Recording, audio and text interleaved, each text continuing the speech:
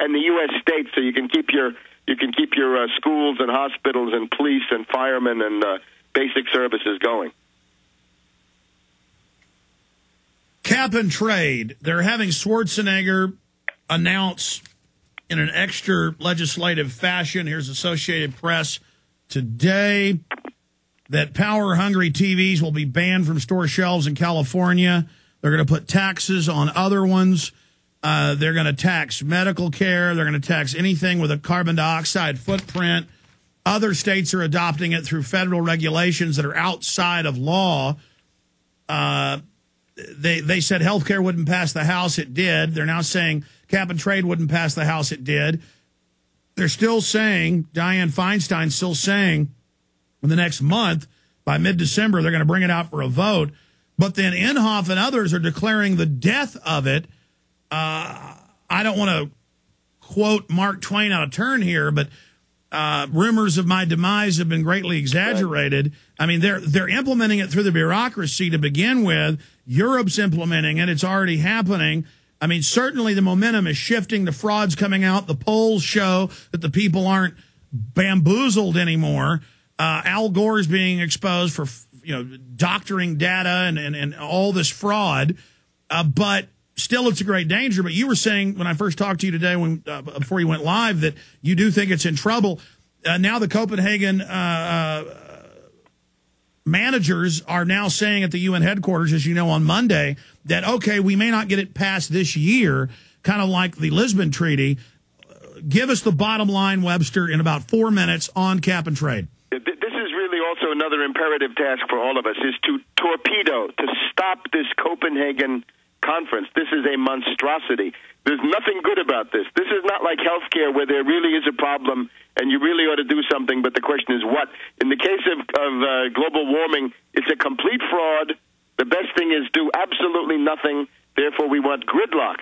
Now, Obama is engaging in secret diplomacy. I have a report that Obama had a secret meeting at the White House with a European diplomat who is prominent in the push for this global carbon dictatorship that they want to impose in Copenhagen. I think it's this guy Boer, B-O-E-R, is sort of he's the point manager of this entire thing. So secret meetings by Obama, and the idea is that the Democratic leaders who are pushing this, Pelosi and Reid, are despairing that they can get this through the Congress before Copenhagen. Their original scenario was the U.S. would pass a lunatic Malthusian cap-and-trade monstrosity. That would then be taken by Obama in person to Copenhagen, and he would beat the rest of the world over the head with this, saying, we in the U.S. were backward under Bush, but now we're more Malthusian than anybody else, and therefore you have to do the same thing. That is failing, and I think that's what the secret diplomacy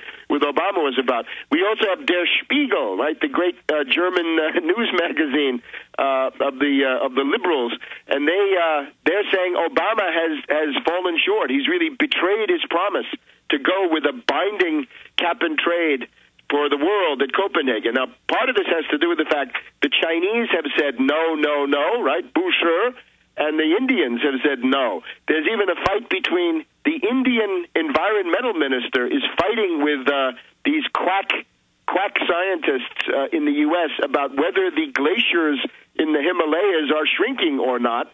And the Indian guy says there's not any shrinkage that we can see, but the U.S. quackademics are saying, oh, no, it's a serious shrinkage of the glaciers, and therefore that's global warming. I think if the Indian front and the Chinese front can hold, you've also had this thing where the Africans walked out of the Barcelona preparatory meeting saying you guys have forgotten about Africa. What they're really angling for, of course, is economic development aid, which they have to mask under the guise of carbon. So the big thing is that the U.S. should not pass any cap-and-trade carbon monstrosity before Copenhagen, and there's a pretty good chance that it will break up. They'll have some kind of an interim accord, and when they say wait till next year, well, next year it's going to look different. I think Obama will continue to subside, let us say, in U.S. public opinion, and Obama's ability to deliver that, I think, is shrinking. So, again, well, you're right, Webster. Gridlock, that's what gridlock. Yes, That's what the founder said. Gridlock is great, not a bad thing. Like the media says, they want to just ram their dictatorship of this oligarchy through.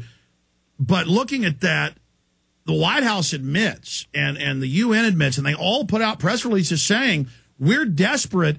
We've got to get all this done now because our little princeling is crashing and burning. People are finding out he's a fraud. You know, they say it in political speech.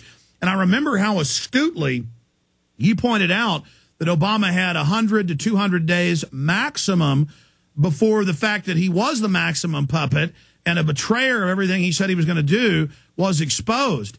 And so, but he seems to be crashing and burning even faster than you or I would have thought. Or is that incorrect? No, I think it's correct. And I think, remember, as soon as he makes this Afghanistan decision, he's going to lose a whole area of support on his left flank. Well, that's why he's been dithering and kind of, well, I'll announce 40,000 next week, but I won't really announce it.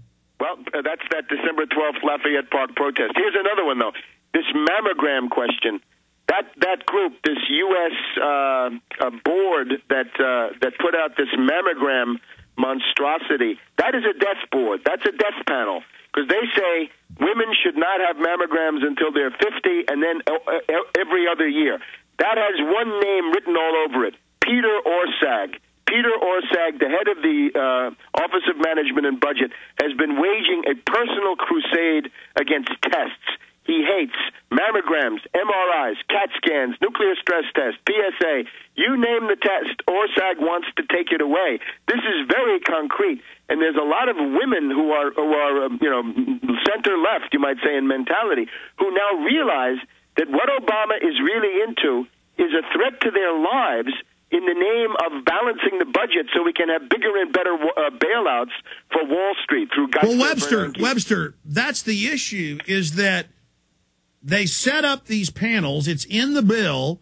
The author of the original bill, Daschle, wrote a book saying if you're 60, you don't need eye surgery. I mean, literally saying we're going to ration your care. And then out of the other side of their mouth, they try to deny it. And now they want 5 years in prison, $250,000 fine if you don't go get the insurance, they say, and they take money out of your check. I mean, this, and you get a national ID card that you have to show everywhere. So it begins that centralization. Where do you think the health care bill is going? Do you think we're going to be able to stop it? I recommend gridlock once again. This thing, it's called the U.S. Preventive Services Task Force. Now, it doesn't call itself a death board, but it is a death board. And what they've done, just the announcement they've made, is going to cause deaths. Because the George Washington University Clinic here in town has announced that on the day after that report came out, they had a whole bunch of women canceling their mammogram appointments, saying, well, we don't really need it. We've been assured by these authoritative voices.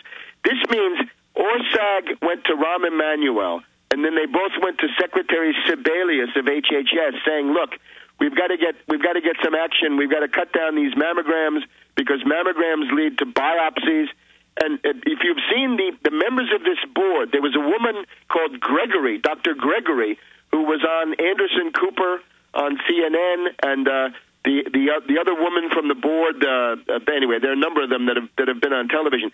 They're all incompetent. Right? On Anderson Cooper, they had a debate between Dr. Gregory and a guy from Harvard who really knew about the use of mammograms, and she was reduced to stammering silence because this was a rotten political decision designed to save money, again, for Wall Street bailouts by cutting vital services that people really need. Webster, we got tremendous success. We've got to leave it there. But overall, they are beginning to stall. The people are learning they're not invincible. And the entire collectivist, big government, corporate rating system is in trouble. Webster. Absolutely. All three of your latest books are for sale on Infowars.com. I suggest people get them. Thank you for spending time with us. Thank you. There goes Webster Griffin Tarpley. Okay, I want to come back and play some clips from the listener comment line and comment on those in this segment in the first 5 minutes of the next hour. Then we've got, who do we got coming on? It's going to be interesting. We've got Alan Colmes coming on. Now, I wanted to briefly tell you about some of the sponsors that made today's radio show absolutely possible. And one of those is supernaturalsilver.com. People everywhere are discovering the power of silver Sol technology, Silver Sol technology. This information should be on all major news outlets, but I don't see anyone covering